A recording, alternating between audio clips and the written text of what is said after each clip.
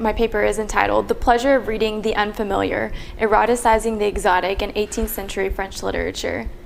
Tantalized and titillated, these are the words that I would use to describe our first encounter with the books in the Morris Wachs collection. Our hands glided over the smooth covers of the books, our fingers traced the curves of the script, and our eyes were mesmerized by the illustrations hidden away in these books. It was this tantalizing interaction with these bodies of text that prompted us to engage with them in new ways. The pleasure of reading became equally a physical and metaphysical experience. As I explored these books, I was immediately drawn to the illustrations tucked between weathered pages.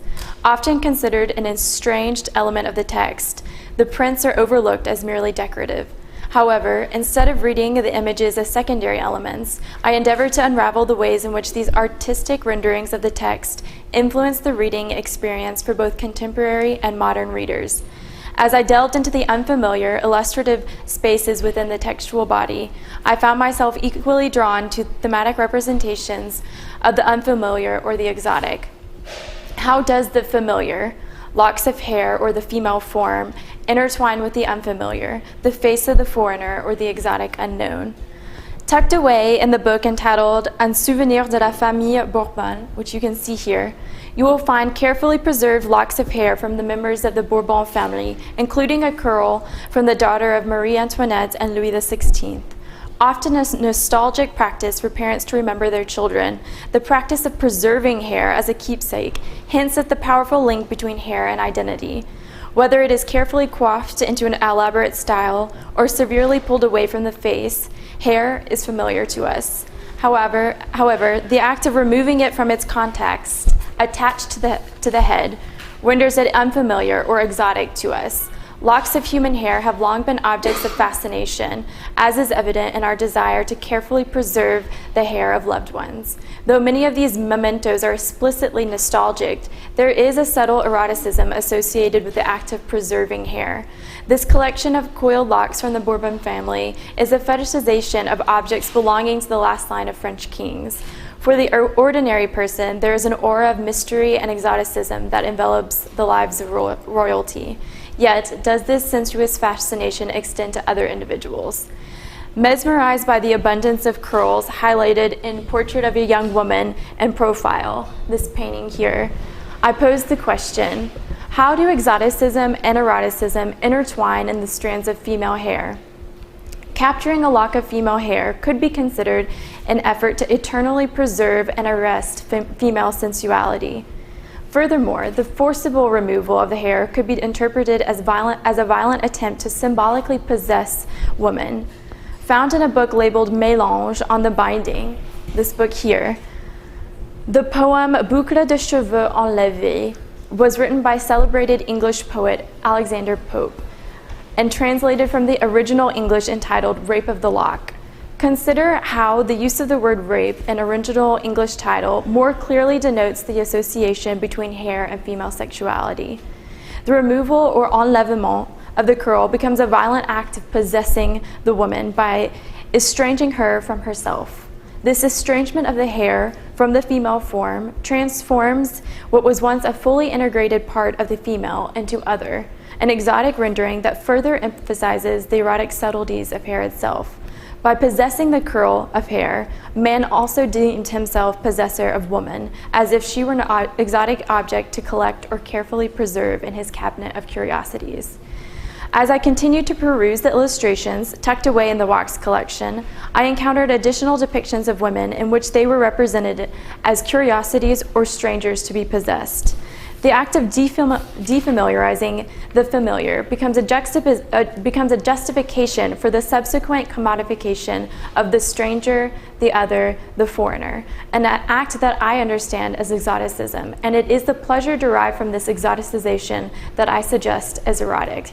Keeping these descriptions in mind, I explored the question, in what ways were women rendered foreign or exotic in these illustrations, and how did this exoticism lend itself to an erotic reading experience? Amidst the collection of 18th century novels, I uncovered the French translation of the novel Cecilia, or Memoir of a Female Heiress, which is located here. written by English writer Frances Burney, who recounts the story of Cecilia Beverley, a beautiful orphan who embarks on a trip to London in the hopes of marrying well. Valued for her wealth, beauty, and youth, Cecilia is immediately coveted by the already married Mr. Monckton. Juxtaposed with his old, ugly wife, Cecilia, who arrives from the country with her youthful vitality and fresh-faced beauty, becomes an almost exoticized female figure, desired by male suitors who wish to ensnare the unfamiliar. The caption of this image from the book reads, La variété des déguisements fixa constamment son attention, or the variety of costumes transfixed her, just as this story transfixes readers. The novel's London backdrop allows readers a subtle pleasure derived from the foreign setting. As the male suitors in the novel covet Cecilia, readers also take pleasure in possessing the unfamiliar female experience through the medium of the novel. This desire to possess the mysteries of the female story are equally evident in the book Arnoldina, which is a collection of Sophie Arnoul's correspondences and ponderings collected by David that give us an intimate glimpse into the life of the famous soprano. The portrait in the inside cover was painted by the royal painter Maurice Quentin de la Tour and depicts the celebrated singer and actress of the Académie Royale de Musique in her role as Zirphée in the opera Zalindor, and you can see this book here. Often the subject of curiosity for their unusual lives, singers and actresses like Mademoiselle Arnoux were a source of fascination for French society. Actors and actresses inhabited a fantastical world between reality and fiction. They were both themselves and the character they embodied on stage. Thus, audiences were equally transfixed and frightened by them, and the novelistic representation of her life was a way in which readers could possess and derive pleasure from the exotic life led by the actress. As I contemplated the representation of women in these illustrations, I uncovered stories of the female experience set in exotic locales, which begged the question, why were stories of women often rendered exotic?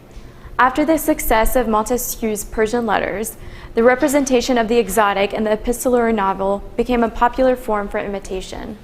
The Turkish letters, written by Germain-François Poulain de Saint-Foy, you can see the image here on the back,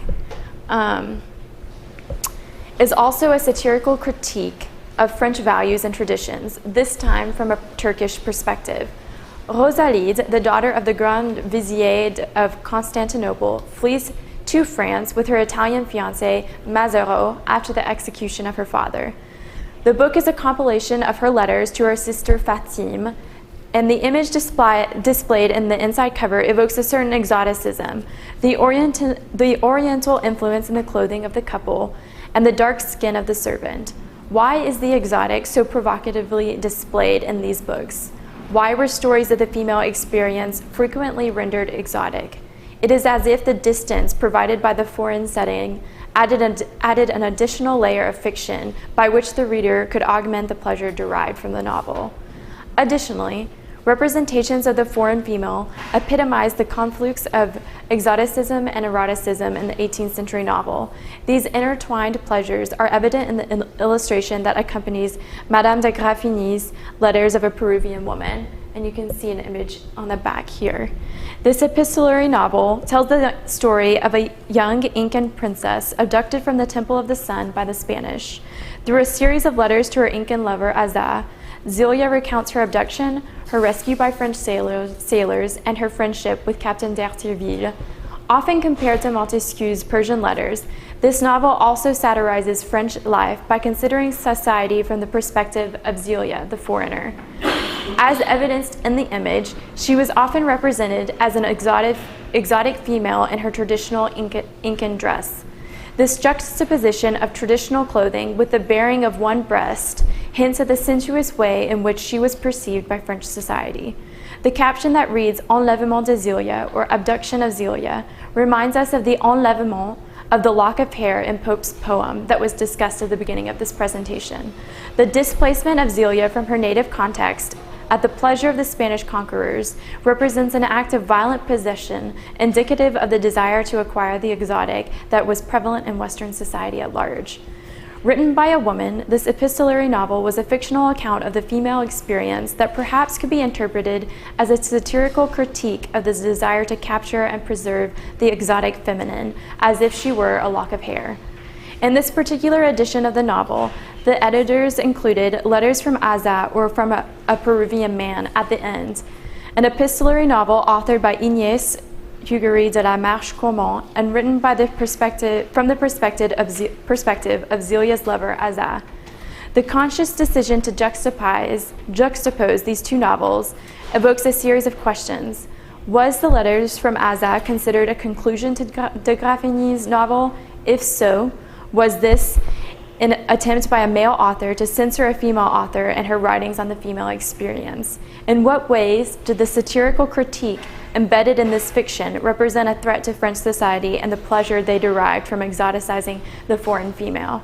By reading the writings and rewritings of the female experience in exotic settings, readers developed and sated their appetite for the foreign. My careful contemplation of the books in the Morris Wachs collection began from this series of questions presented here, questions that I attempted to unravel, but which became more and more tangled as I proceeded in my perusal. Why were representations of the exotic abundant in this collection of 18th century literature? What form of sensuous pleasure was and is derived by the reader? These are the questions that we must continue to ask ourselves as we continue to untangle the intertwining strands of exoticism and eroticism manifested in the 18th century novel.